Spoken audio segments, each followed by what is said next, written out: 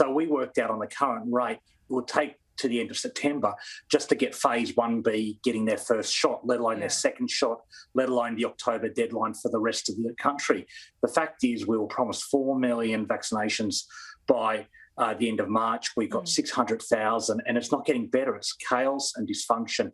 And this isn't about politics, because we've got both Labor and Liberal state governments saying the federal government is delivering this in a substandard, unacceptable way. Well, do you think we've sorted out this issue that we had last week, that the states, particularly Queensland, said it was holding back some of those vaccines, using that as an explanation as to say why, the rollout was slow in the states? When you look at the data between what they've been given and what they're actually putting in arms, they're saying, well, we essentially don't trust the federal government to deliver the second doses on time, so we're holding those back.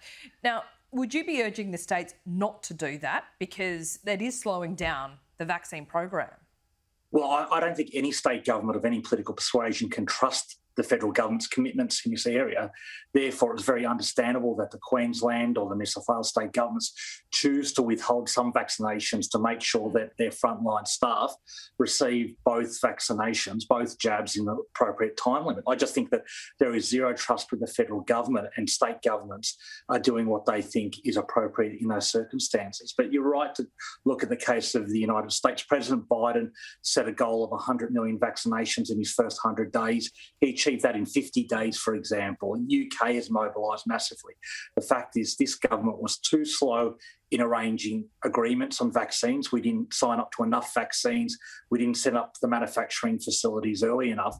We are hostage to the global supply queues because of this government's, quite frankly, lax attitude to it. Well, look, it's having an effect on our neighbours as well, I've got to say. PNG is suffering a crisis at the moment. It has an explosion of cases.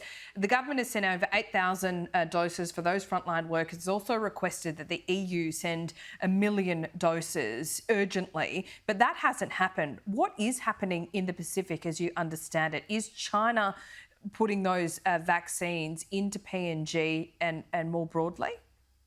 Absolutely. So China has already got 200,000 doses of the vaccine in PNG compared to our 8,500.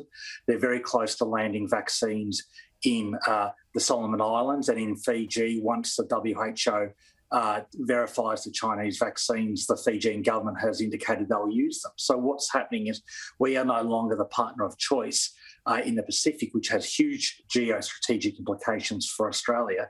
And secondly, means that our neighbours are massively exposed to the ongoing COVID crisis. We have a pandemic of COVID in the PNG. I'll remind people that the closest point of Papua New Guinea to Australia is 4 kilometres. People regularly travel across the Torres Strait on tinnies. So not only is it in our diplomatic interest to help PNG, it's in our selfish national interest to make sure that COVID does not spread from PNG. And 8,500 doses just won't touch the sides of this crisis.